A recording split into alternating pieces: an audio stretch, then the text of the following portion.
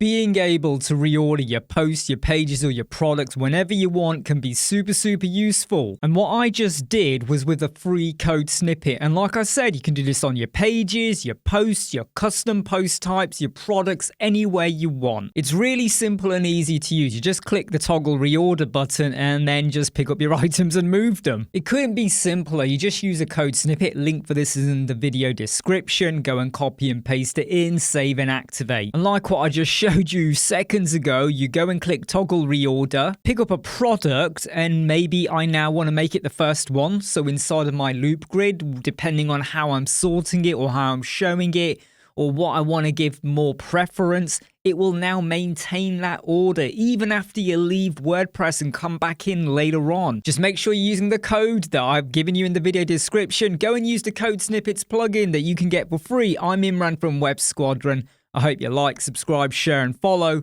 I'll catch you later. See you soon. Bye.